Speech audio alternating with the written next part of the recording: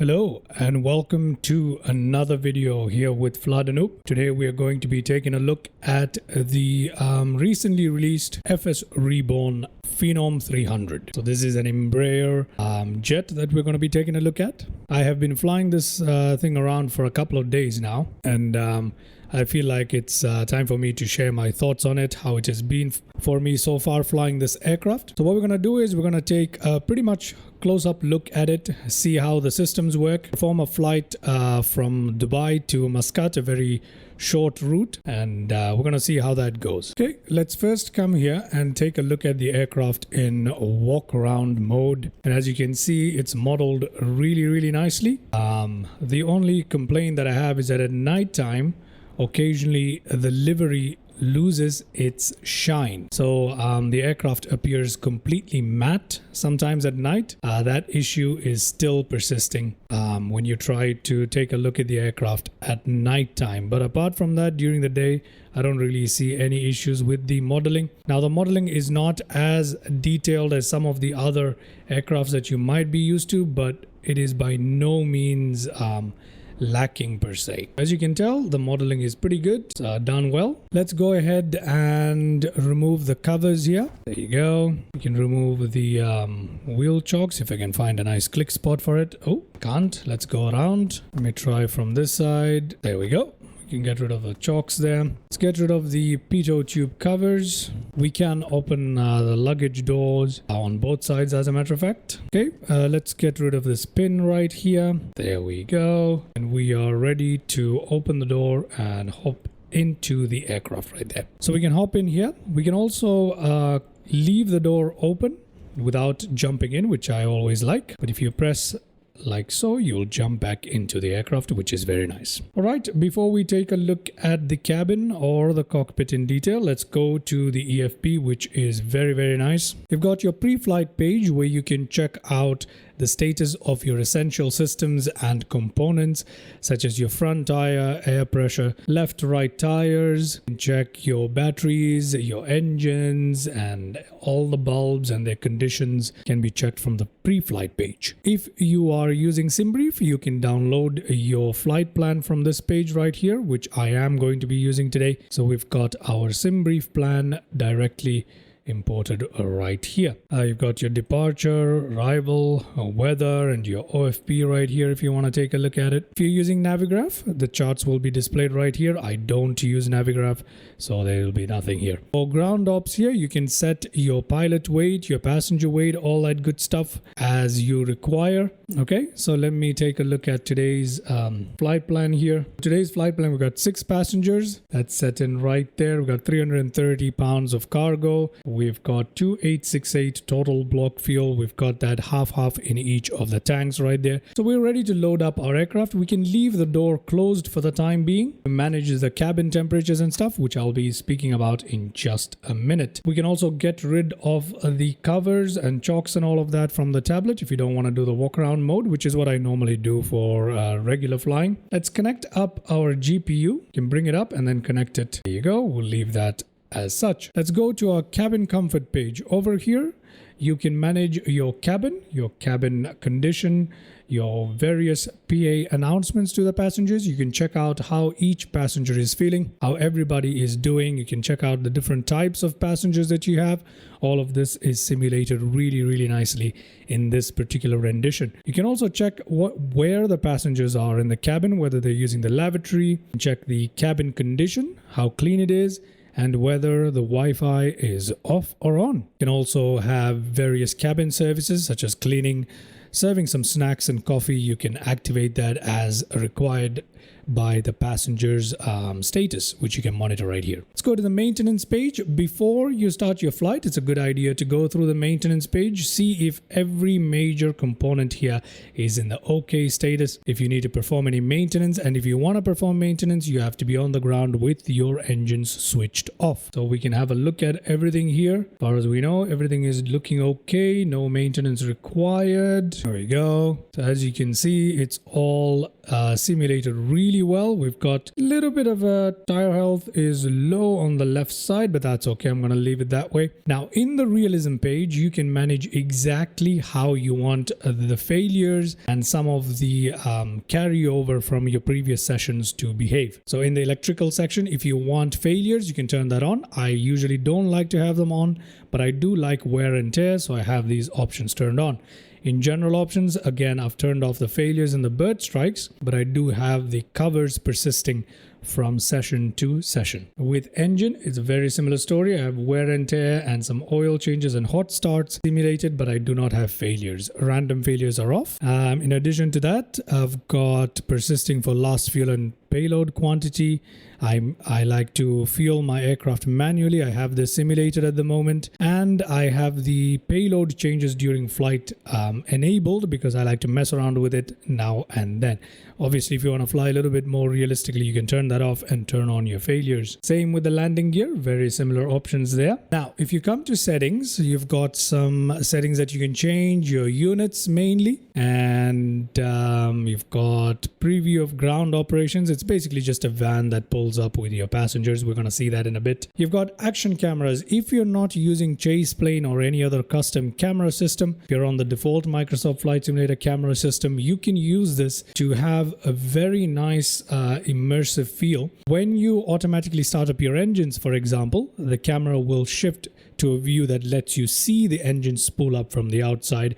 When you operate your flaps, it will automatically take you to the flaps and etc, etc. So if you want to use that, you can. Now I'm using chase plane, so therefore these don't work for me at the moment. Now you've got your PA voice. If you want to see, if you want to hear the PA voice overs rather than just see them in the log or the announcement part here, you can keep this on so you'll be able to hear it. You can change the voice from female or male. That's up to you here. You've got an equalizer here where you can balance out the various sounds of the aircraft. If something is a little bit not to your liking, you can change that from right here. You've got your headset simulation, SimBrief username, and whether you want to send your SimBrief plan directly to your Garmin 3000 systems. You can select that from here. If you have Navigraph charts, you can select this to on. Aircraft wear and tear speed. If you're someone who likes to see a little bit faster wear and tear, because obviously if you fly this aircraft near perfect, you're not going to see much wear and tear that's going to require maintenance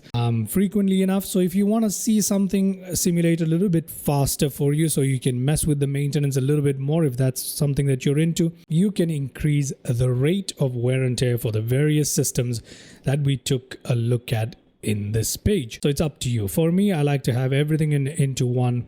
I'm not someone who likes to mess with maintenance too much unless it's absolutely necessary. That is a quick overview of your EFB. To power up the aircraft, we already have our GPU connected. So let's go down here. Let's turn on battery 1, battery 2, switch to ground power right here, leave generator 1 and 2 on automatic. That'll get some stuff to come to life. We can press the soft key right here to get this to come to life. Let's turn on our nav lights. Let's put our cockpit panel lights. At the cabin control, I like to give it off to the passengers. We'll take a look at this in just a second in the cabin. We'll put our emergency lights to armed. Now we'll wait for the systems to initialize, get the AHRS alignment, the FMS position, and the TORS system check. So we'll wait for all of this to come to life here. Pause system test. Okay. All right, everything is now up and running pretty much. So let's go ahead and take a look at the cabin. As you can see, the cabin's modeled quite well. There are some polygons here and there where you can see some not so smooth edges, but that is nothing to complain about whatsoever. We come here to the cabinets right here. We've got some liquor up here. We've got some soft drinks in there. We've got some magazines and all of that stuff. We've got meal trays ready to go for our flight. If we take a look at the other side, we've got more literature. We've got some glasses there, some refreshment coffee, I assume, and some more cups there, plates and sauces and stuff. We've got more cups, some soft drinks, and bins. All right, so these are all modeled really nicely. You can also open the door from here, obviously, if you want to. Now, if we come through the cabin, you've got your typical tray tables on on both sides like so, which are modeled really nicely, and they do have the meals displayed on them. If you turn on the meal service during flight, you'll see that the meals pop up on the table, which is very nice. Right here you've got the passenger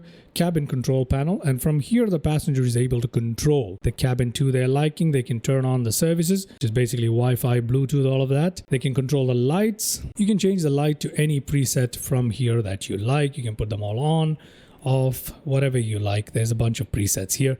You can change the lights individually, and you have a lot of control over this. If we come in, you've got your cabin wash lights, you've got your reading lights. You can control each of them individually in the cabin. Obviously we can't see much today because we're flying during the daytime, but you can control them individually. Table lights for the tray, area lights, you can control them by area if you like, by the door, lavatory, the halo lights on the top, which are basically these lines right there. So you can control all of this very, very precisely as you like. But yeah, for now we'll leave it on sleep mode, which is what I like to leave it on usually. So you've got lots of options right here that you can mess with. Anyway, that is the passenger control panel that I've turned on. Okay, all right, let's get ready to get our services going, get the passengers loaded up, fuel loaded up, cargo loaded up, and get out of Dubai towards Muscat. So the first thing we're going to do, we're going to come into the tablet. We're going to make sure that we've got all our weights correctly, which we do. Let's open up our sim brief right there. It is correct. This aircraft is certified for single pilot operation, so co-pilot is not necessary for regular operations. So before we begin loading up our aircraft, let's come down here to the FMS and begin our initialization. Now you can use both FMS at the same time to go through the steps a little quicker, but essentially these are the steps you need to check in order to successfully initialize your FMS for getting started with the aircraft. So first things first, let's go towards voice data. Let's test that. Whilst this is happening, we can go to the second step here, get TORS going. This is already done. TORS is happening right now. We can press next here. It'll show you that. We can skip this here. Let's go to ATR systems. The aircraft does have a thrust reserve, automatic thrust reserve system that is gonna kick in if you have any emergency situations such as engine failures during critical phases. It's gonna give you a little bit of reserve thrust. So that system, as well as the FADEC, which is the computer controlled engine management system, requires you to set in some data right here. So let's set that up here. We can, on this side, we can continue with the traffic test. Let's try and check out our, are we on live time? Yes, we are. Everything is on live. There we go. These two tests have been completed. Let's go to our sim brief, see if what our outside temperature actually is today. Populate that. It's actually 37. 36 is good enough for us. So we're going to go ahead and send this data to the system. Going to move on with this while this is happening. Now we've come to our flight plan page on this. We're waiting for this to come to life and data accepted. That's great. Now you can obviously manually input your flight plan if you want to. That's entirely up to you, or you can simply download it from SimBrief. If you go down here, go to flight plan and press re-import from SimBrief one more time. Your flight plan is going to show up into your FMS like so, and you can make your necessary changes as required. Now for today, out of OMDB, we are going to select a departure, and it's going to be NV5G out of runway 12R. Let's load that up nicely. There we go. After that, we have some en route waypoints, ANVIX, etc., all the way till MCT. Now today, I'm not going to fly over MCT, and that's the wrong one. By the way, it says Manchester. That is the wrong VOR right there. So I'm going to remove that waypoint anyway. We are going to go till Musuk right here. And then from there, we're just going to go into our arrival procedure. I would like to input an arrival procedure, although we don't have one today for our SimBrief plan. And there's a reason why. If you don't have an arrival procedure here, the aircraft, the FMS, the Garmin system does not automatically calculate a top of descent for you. You're going to have to go into your particular waypoint and set constraints of speed and altitude for the FMS to be able to use that as a reference to calculate your top of descent. I don't want to do that. So therefore, I'm going to input a preset arrival procedure into Muscat, Seeb International, into Oman. So I'm going to use an arrival procedure ITIC 1 Alpha today. So I'm going to put that in. Select arrival. I'm going to use ITIC 1 Alpha right there. runway 08 left is what we're going to use today for our landing. Yes, it is. And I'm going to load that up into the flight plan. So from Musuk, we're going to go into Itik. Now, we can add Ithaca right here as well. ITIK, like so. There we go. And that should... Oh, wait, hold on. Yeah, we need to insert after. We will say ITIK. All right. Okay, it seems to be okay the way it is. I hope it is. All right, we'll take a look at the flight plan in a second. So we've got our arrival. Now we can put in an approach as well. Usually you'll do that if you're using ATC according to what ATC tells you, but today, since we're not using ATC, I can select an approach in advance. I'm going to use ILS 08 left, and for minimums I'll just put in 200 for reference today so we can see how that worked. I'm just going to load it. I'll activate it as we come into final. There is our completed flight plan set and ready for us to follow. So we can go, if you want to view the flight plan, you can press show on map right there, and that will show you the flight plan. Now, as you can tell, this ANVIX right here is off. That is very wrong. We're not trying to fly towards this ANVIX. The system has detected the wrong one. So we can go back here and take a look at this ANVIX that has been detected. So let's delete this waypoint. Like so. Okay, so we've got our flight plan ready to go. We're going to press OK on that. Now, your landing field elevation, you can either choose to input it manually if you want to do that. Otherwise, you can just use the database that the FMS has loaded, which is what we're going to do today. Let's press next. Now we're going to come to our aircraft loading. For our aircraft loading today, we're going to simply input the weights exactly as we want to from our flight plan. We have 6 passengers today, and we're going to keep them all at 175 pounds as such. Our aft baggage today, 330 pounds, and we're done with that. Now we're going to come to our fuel page. Now, when we reach this fuel page, this is where I usually like to come back here, go to the ground ops, and get started with loading up our aircraft.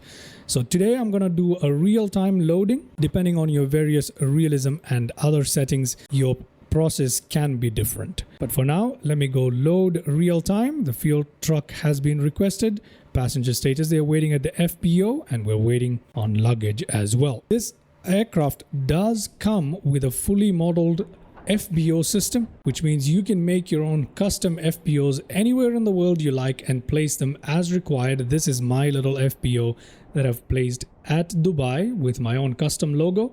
There is a process to do that. So it does come with a little menu right there, toolbar menu right there, and it lets you customize and place your FBOs anywhere in the world you like. So I will go in detail on that in another video, but that is a very cool option with it, and I enjoy it way more than I thought I would.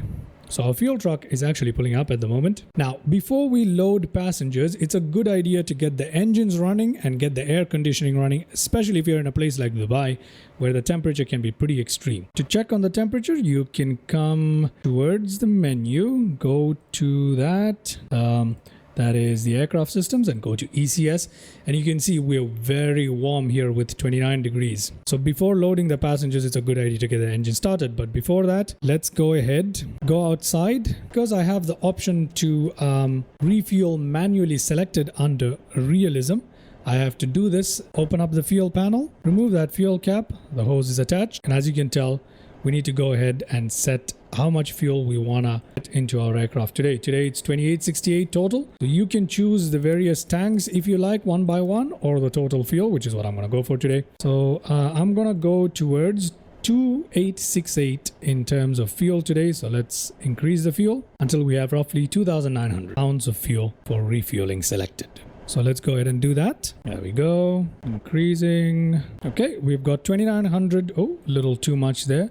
We've got 2,900 pounds selected. Let's go ahead, open up the fueling valve right there, and fueling is now happening. So we'll let that happen, and we need to go ahead and start the engines and get the air conditioning running before passengers come in. Otherwise, they're going to start complaining. So it's very hard to maintain passenger satisfaction very high throughout the flight, but usually by the time you land, assuming you haven't messed up too much, the passengers are usually fairly happy. So that's something to keep in mind if you're someone who is going to be monitoring the passenger happiness very closely. I'm not someone who particularly cares, but in case that you're interested, there are those are some of the ways that you can manage passenger happiness. So I'm going to try to make my passengers as happy as possible today for the purpose of this video. Okay, our fueling process has finished.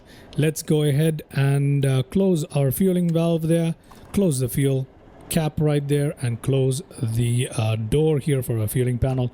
Let's jump back into the aircraft quickly. The passengers are already boarding the vehicle at the FPO. So let's go ahead and get our engine started so we can get this temperature down, right? So to get our engine started, first things first, let's go bleed automatic on both of the bleeds there. The middle switch here to cross bleed to automatic. Let's get hydraulic pumps to open. Let's put our fuel pumps to automatic right there. Let's put our signs and outlets to on right here. ADS probes, that is all your air data probes right there, heating to automatic, and pressurization to automatic if you wanna. So let's go ahead and start engine number 1 right here. There we go. Ignition on engine number 1 coming to life. You can see the various electrical systems working. Pressure's looking good. Hydraulic pressure rising. Engine number 1 has pretty much come to life right there. Let's do the same with engine number 2. There we go. You just need to move it to start and let it go, and it will fall back to the run position automatically. So there we go. Engine number 2 coming to life, looking good. There we go. Gen 2 coming to life. We can now go ahead. Let's just wait for this engine to stabilize a little bit more. There we go. Engine number 2 has come to life. Our passengers are preparing to board, and you can see that they have arrived here in this VIP van right there. So the luggage is being unloaded from that particular van, and you can see the luggages as the luggage bags have started showing up outside. So we will wait for this to happen. Waiting for my action, opening cabin door. So let's go ahead and open up all the doors that are required. There we go. It's going to give you a warning, but that's fine.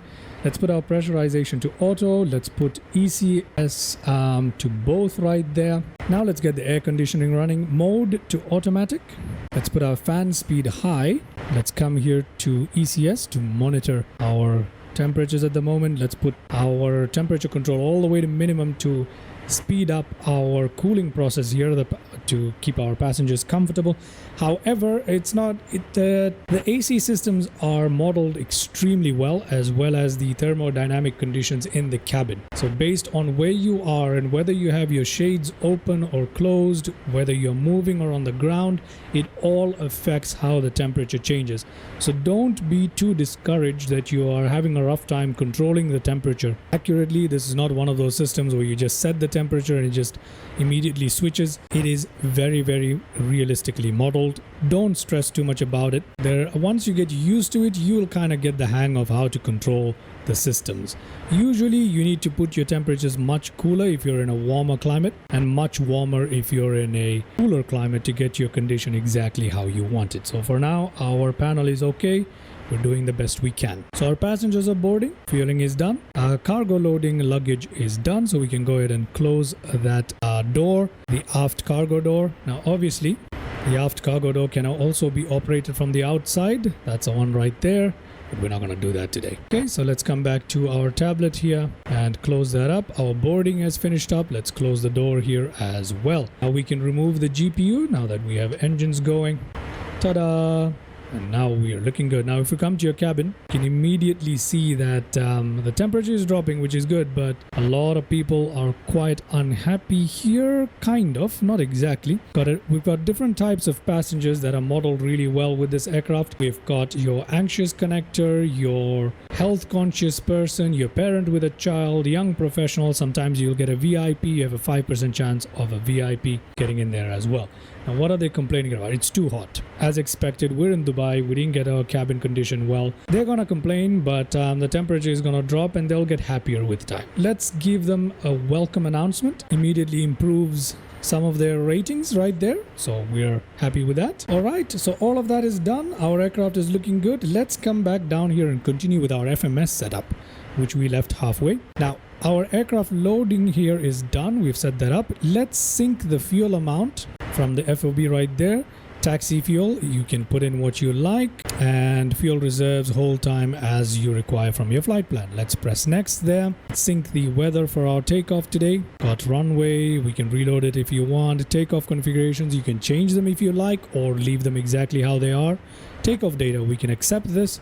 We are at just 100 knots today. That's crazy. Those are our speed bucks. We can set them as required, and I'm going to set these speed bugs. Now once you're done with this entire list, you can accept your initialization and your aircraft is now good to go and get started with the flight. Let's go to map on this page. Now we are ready to begin our taxi to get ourselves towards our takeoff runway for today. Let's go ahead and set this right here to taxi. Let's set our TCAS towards...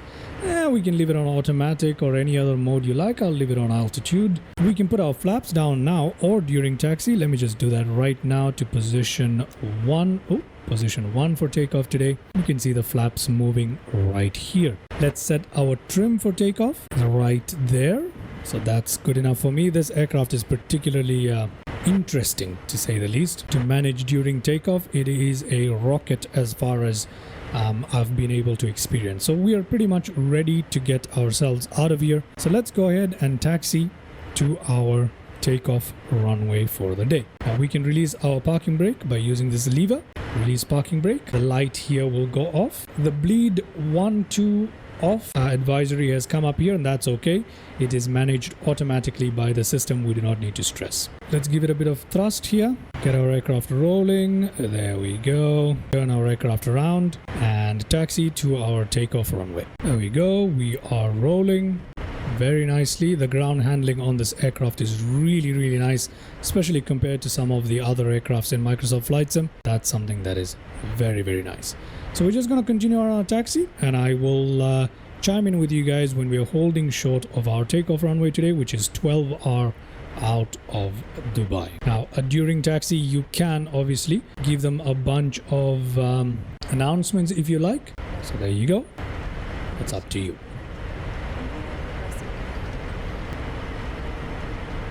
Okay, we're coming up on our takeoff runway for today, which is 12 right out of Dubai. We're turning to hold short. So let's go ahead and do that. There we go. Runway 12 are coming up nice and easy.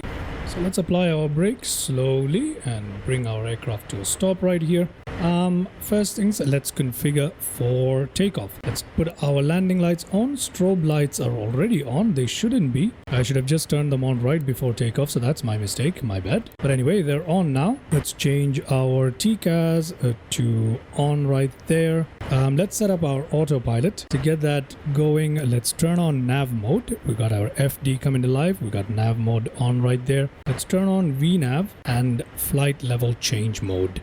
We'll engage flight level change mode as soon as we take off. Taking off this aircraft has been a bit of a challenge for me. The aircraft is very quick, and it's not very easy to handle while on the ground at high speed. So that's something about this aircraft. Taking off is probably the most precarious thing with this aircraft, and it doesn't like crosswinds when landing either. So let's see how this goes, yeah? Now for today, I'd like to use a cruising altitude of 25,000. I usually climb out to 10,000 and then from there towards my cruising altitude, but today I'm going to go directly towards 25,000 feet. And this aircraft has excellent performance and climb, so we're going to be there in no time. Let's go ahead and line up with the runway, and then we will take off. Let's come down here to our cabin. What's going on with these people? Everybody is very unhappy, probably because of the heat and everything, but that's okay. Let's also go ahead and turn on our IFE and refreshment center for the passengers. When you do turn that on, you'll see that Wi-Fi turns on right here, which is good. The passengers can enjoy that. Let's go ahead and have we already made the announcement here for the welcoming? Yes, we have. Let's make a general announcement on the status as well. Okay, we've pretty much lined up with our runway for today, and let's try takeoff now. Let's set our thrust to exactly what's marked right here, this notch right here where the takeoff N1 has been calculated for us. So let's go ahead and try that. There we go, pretty much takeoff thrust set. And as you can see, we are accelerating very quickly. Okay, speed is coming up. Let's go ahead and rotate. There we go, off the ground. Stop. Okay, gear up. Flaps up. Let's reduce the power immediately, otherwise we'll overspeed. There we go. It's oh, this aircraft is very hard to control. Let's give it off to the autopilot right now. Switch on flight level change mode right there. There we go. So taking off is very precarious right there. Got a bit of turbulence. Let me warn our passengers a little bit right there. There we go. And we have begun our climb.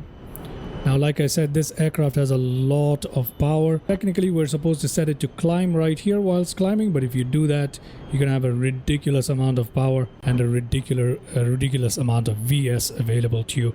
So I like to usually go a little lower than that on initial climb out. So I'll set it on cruise power for the moment, and we are climbing out with a lot of turbulence here. And you can see even with cruise levels of power, we are going at 5,000 feet per minute with a lot of turbulence. Our passengers must be hating this at the moment. Oh, we got an altitude restriction. Everything is looking okay at the moment. Can increase the range here just to have a look at how our flight plan looks like. There we go. Now we can give it a bit more power to increase our rate of climb. So you have to constantly manage your power versus your climb rate and speed. Now, one thing, this aircraft does not have a modeled auto throttle, although the real life version can come with the option of an auto throttle. In the FSReborn rendition of the aircraft, we do not have one available, and reportedly that's because of a lack of real world data, and this aircraft is otherwise simulated very accurately. Therefore, the developer has chosen to leave out the auto throttle option. It's not too difficult to manage your speed, just make sure that you don't overspeed, especially during takeoff. All right, so we are looking okay as we climb out towards 10,000 feet or so. You can give it a bit more power to get that climb rate. You can technically climb at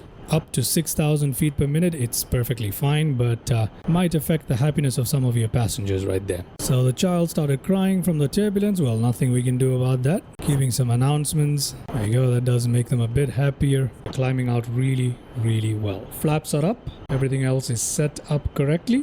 Pressurization is looking good in the cabin right here. Everything is looking good. Now we're going to continue our climb out towards our cruising altitude of 25,000 feet. Nothing much to do apart from manage our speed as necessary. It is going to increase to 250 knots sooner or later, and as the speed increases, we just have to manage our throttle and our rate of climb as required. Now you can obviously manually change the speed you target for by using the speed change right here, and you can switch between IAS and Mach modes right here. If you want manual targeting of speed or automatic, it's up to you. So for now, we're going to continue our climb till we reach cruising altitude. There isn't much else to do apart from manage the cabin condition. Good thing is that this aircraft does have quite a bit for us to do throughout the flight, in particular managing the cabin condition as well as managing the passenger happiness and the various PA announcements. So that's pretty nice to do throughout the flight. If you have like a 1 hour flight, 1 hour 30-minute flight, you will have things to do if you're flying it realistically, which is very nice. Now since our VS is dropping, let's go ahead and give it a bit more power there so we can climb and reach our cruising altitude quickly. We've got our transition altitude coming up. Let's set our barometric pressure to standard 29.92 on all three. There we go, looking good. Everything is functioning as it should. We're above 10,000 feet. We can turn off our landing lights right there. So we've got nothing to do, and I will see you at top of climb and as I make various adjustments throughout our flight.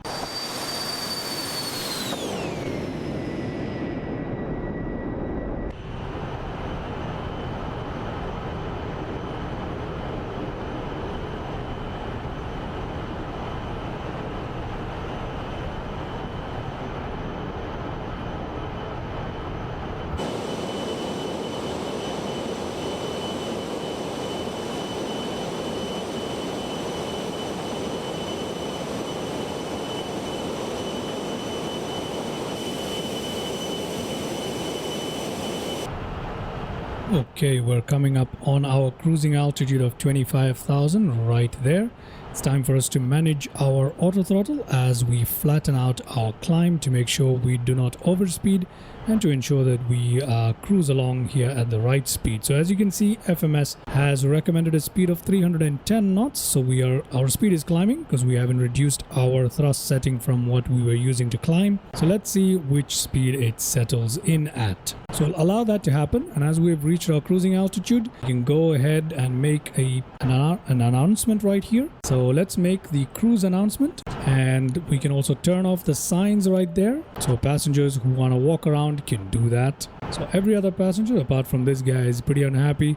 As you can tell, everybody has taken off their seat belts right there. Speed is increasing.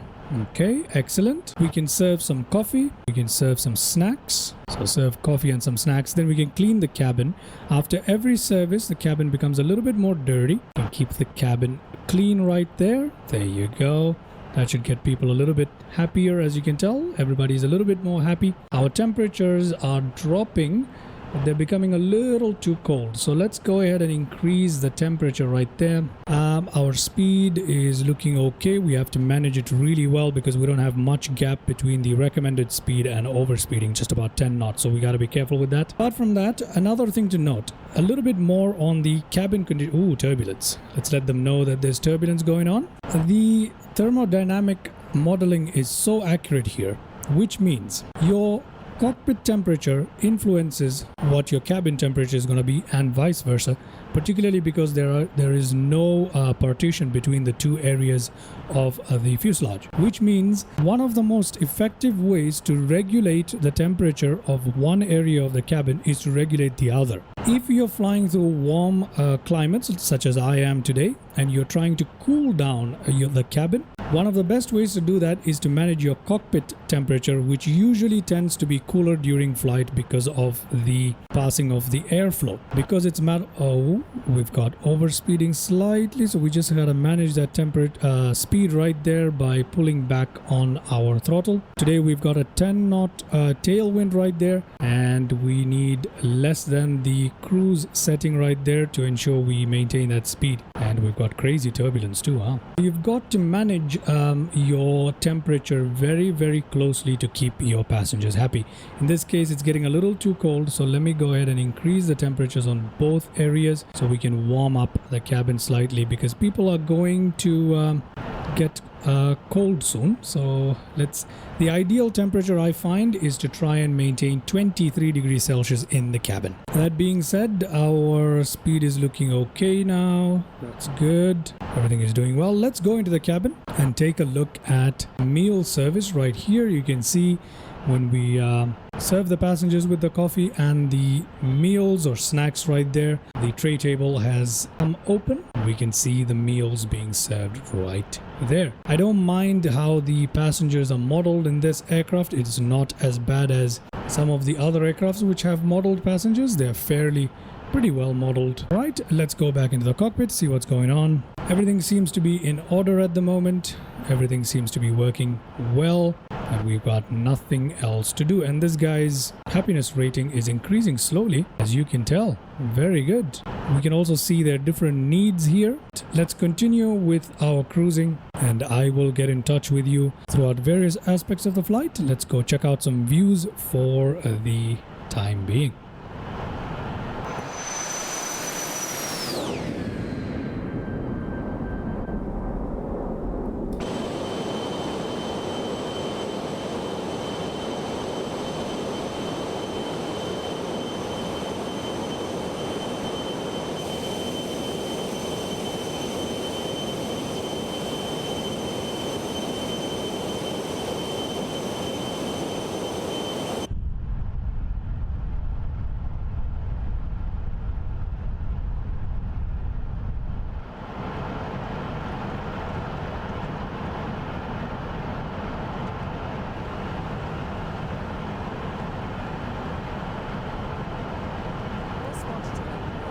whilst we cruise along here. The PFD has quite a number of settings that you can change to suit your preference. You've got your overlays right here, which you can put as you need. I like to have a synthetic terrain with the scenery nearby showing. It really helps, especially at night. And you can have your horizon heading and wind data and lots of different stuff showing up as you require. So if you want your wind to show up, you can do that in various ways. Lots of options configurable with the Garmin 3000. If you are familiar with the Garmin 3000, this is pretty much what it is. The Prodigy Touch is just Embraer proprietary marketing for the Garmin 3000. At takeoff, I know that I tried to engage flight level change this time, but rather than that, it's better to let me just give a turbulence warning right there. Rather than using the flight level change, it is a good idea to take off with the VS mode engaged, perhaps with set to a certain target mode, so that your flight director can show that for you as you take off. I'm yet to try that, but I think that's a better way to take off than what I did. So yeah, we are continuing along. Otherwise, our topper descent is not too far away at all. As you can see, our topper descent is coming up. So let's go down to our FMS here, check out what our final descent altitude is, and it says it is IML 68 2200, from where we're supposed to have a -3 glide slope. Even at Caudal 6000 feet, -3 glide slope should be there. But let's set 2200 at IML 68 into our aircraft right here. And as you can see, VNAV path has started showing up. Let's go ahead of the top of descent. So let's go ahead and reduce the altitude to 2200, so that as we reach our top of descent, if you have your VNAV mode engaged, which we do right here, VPath, our aircraft will automatically begin descending without us having to do anything. We can see our profile approaching right here. Let's go ahead and give the descent announcement right there to our passengers. And there you go. We have begun descending, and we can see the FMS is telling us to reduce speed to 275. So let's pull back on the throttle right there. Plenty of turbulence going on. Everybody is much happier now. 22 degrees in the cabin. Everything is looking good. Let's reduce our speed, and we have begun our descent automatically following the VNAV profile. I will now continue managing the aircraft and chime in with you perhaps closer towards 10,000 feet, unless there is something else that requires our attention.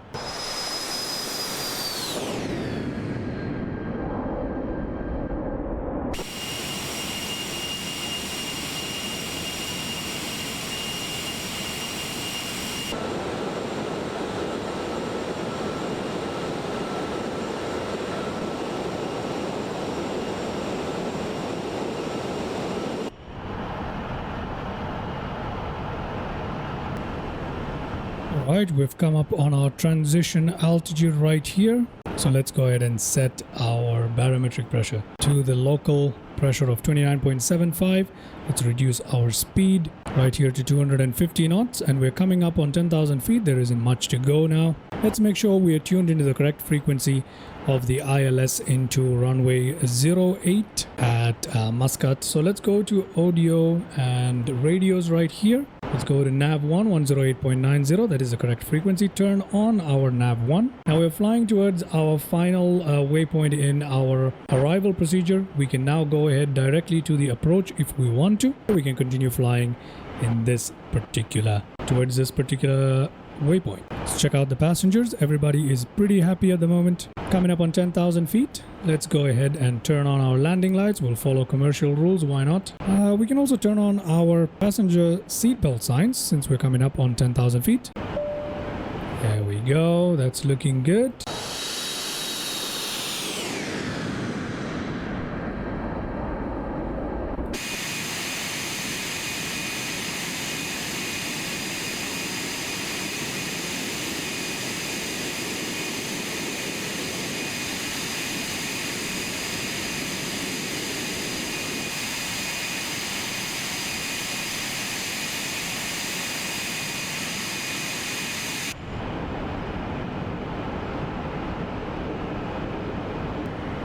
Okay, we're reducing our speed down to 220 knots. One thing to remember, once your flaps have been lowered, it is not possible to use your speed brakes. If you need to slow down with the help of your speed brakes, do that before you set down your flaps. That is something that's been modeled, I believe, into this aircraft, although I have not fully tested that. Let's see how we transition on to the approach towards the waypoint of Itlock. Arriving at our waypoint, let's see where it goes to from here. 120 knots, we've slowed down pretty well. There we go, we're going directly towards IML 68, skipping Itlock. Alright, we are pretty much lining up with our runway here. Let's go ahead and we're descending just fine here as well.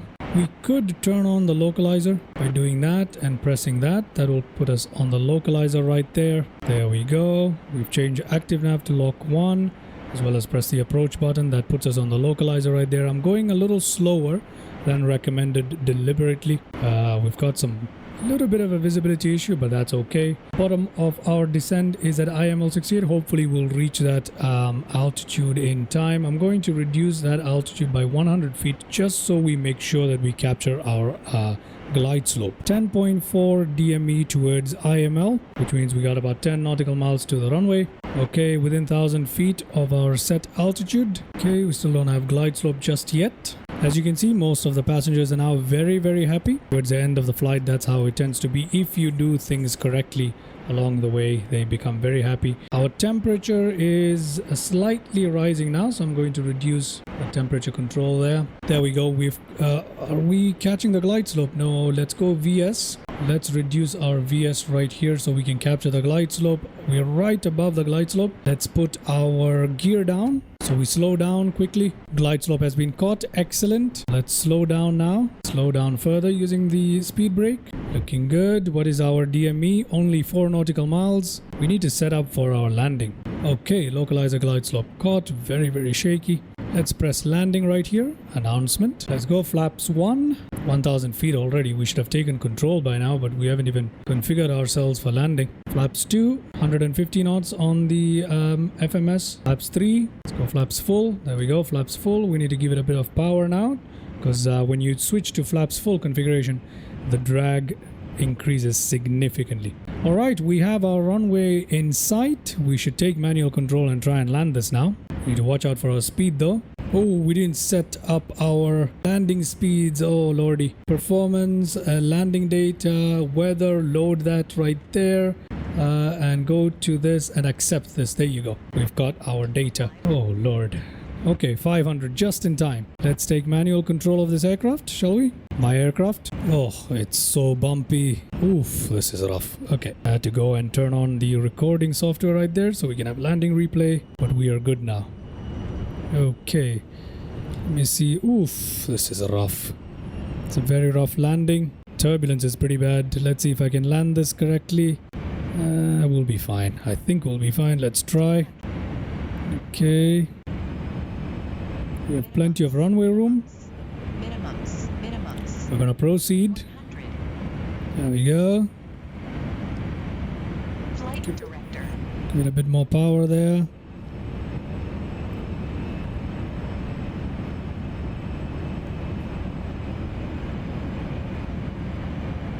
Okay. Too low. Terrain. All right, we are down, everybody. Okay, there we go. And we're very sensitive to crosswinds right here, but we managed to make that landing. Excellent. All right, welcome to Oman, everybody. Very sorry about that rushed landing right there. I had lots going on and I forgot a couple of steps, but anyway, we made it, and that wasn't as terrible as it could have been. Welcome to Oman. All right, brilliant. Let's go ahead and turn off our flight directors right there. Let's turn off right here. Why not, right? Let's turn our taxi lights on, strobe lights off. Let's get our TCAS to that right there. Let's make sure our speed brakes are closed. Flaps can go all the way up, which they are right now. Yep, the flaps are going up right there.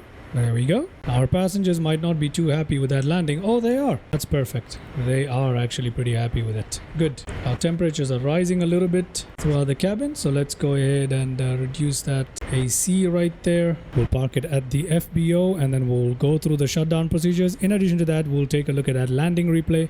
I doubt that landing was anything good, but you know, didn't do everything I was supposed to. Some last minute inputs into the FMC as well as trying to turn on the landing replay software definitely threw me off there, but definitely not too bad for that rushed landing. All right, we're coming up on the Fly the Noob FBO here in Oman. That is the large base right there with our own custom user logos displayed, looking very, very nice. We're coming in towards that FBO. Okay, let's turn off our landing lights, and temperature conditions are looking okay. So let's come in here. We'll park it. Where shall we park it? Should we park it straight into the hangar? I know that's a little bit weird to go straight into the hangar right now, but I think we can do that. We'll turn it around in the hangar right there. Okay, turning it around. There we go.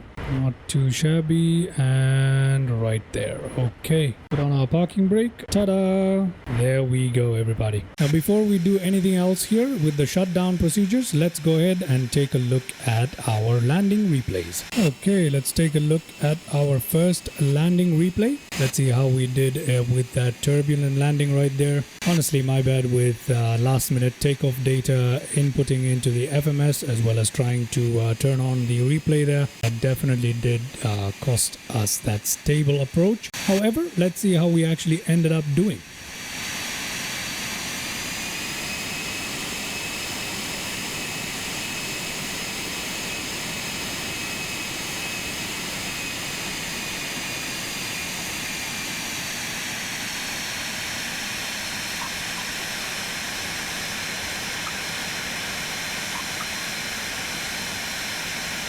Oh, by no means a smooth landing right there. The actual touchdown rate wasn't too bad, but that was wobbly. That was definitely way more wobbly than is acceptable. But I like how this aircraft is modeled. It is very, very accurate and really, really fun. It's very challenging to land. Okay, let's take a look at another landing replay. All right, there we go. Coming into land. We're looking okay here with that float.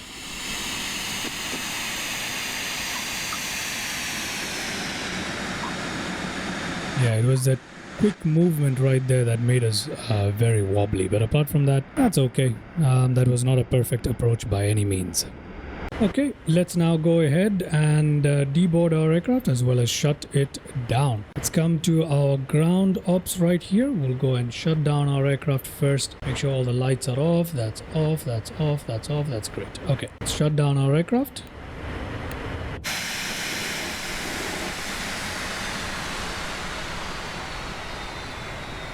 There we go, very nice. Let's head back in here and unload real time. Let's get our GPU and connect it up with our aircraft as well. Let's switch to GPU power so we don't drain our batteries. ADS probe heats to automatic right there. Hydraulic pumps, let's make sure flaps are up and our speed brake is closed, which it actually is now, which is excellent. Let's make sure our fuel pumps are off. Hydraulic pumps to closed. We don't need the bleed, so let's close off both of those. Let's turn off our AC right here. Put the fan to low, just like that. Temperature control can come to low all the way. ECS off right there. You can leave the rest the way it is. So we've got lots of stuff going on here. Waiting for transfer. Fuel status, we don't need to worry about this. We're just waiting for these two. Let's go to our nav radio, turn that off. Put on our transponder on standby right there. That's done. FD is off. Yes, it is. Pretty much everything else is off as it should be. Double check everything. Yes, that's all looking okay. Over here, that's good. Everything here is good. It's good. We can put our signs off right there. And there we go. Generators can also come down to off. We don't really need those anymore. So can the IFE and refreshment centers right there. You can remove cabin control down to off right there. Cockpit panel lights off. Now we can wait for our passengers to deboard right there. All right, all our passengers are off as well as the baggage has been unloaded. Switch off ground power. Turn off both the batteries. GPWS system failure. There we go. Nav lights can come off. Disconnect the GPU. remove it off, and there we go. If we want, we can put back the covers, which I like to do. And just like that, ladies and gentlemen, we have completed a flight with the new FSReborn Phenom right there. We can go ahead and close up that cabin door as well, like so. There we go. That's done. So there you go. Hope you guys found that really useful. Obviously, with the base, you can adjust it using the tool in the menu bar or toolbar right here. You've got that option for FSReborn FBO utility, and you'll be able to see any FBOs that are within that are nearby you, as well as take a look at all the FBOs that you have configured around the world. Right here at Oman, I have 2 different FBOs, one on the other side of the airport, all the way there. I don't know if you guys can see it. It is right there, an executive small one. And right here, I have another one, which is the large base that we are looking at. So I can configure it by simply pressing on it, and that'll bring up all the options I need, and I can make various adjustments to it as necessary. Okay, to make a new one, you simply press anywhere and you pick what you want to build, and then you can move it around by just selecting it like so. Alright, with all that being said, I hope you guys found that video useful right there. This aircraft is absolutely brilliant. It has such good depth of simulation with various aspects, not just the flight model and the aircraft itself, but you've got your passenger simulation, you've got your FBOs, and it is very, very immersive. It does have somewhat of a learning curve. It is very difficult to land and take off when compared to the other aircrafts in Microsoft Flight Simulator, just being honest with that. At least for me, it's pretty difficult. But anyway, hope you guys enjoyed that, and if you did, please leave a like, comment, subscribe, do all that good stuff for the channel. Helps me out greatly. Until next time, you have a good day. Shall see you soon, and bye bye.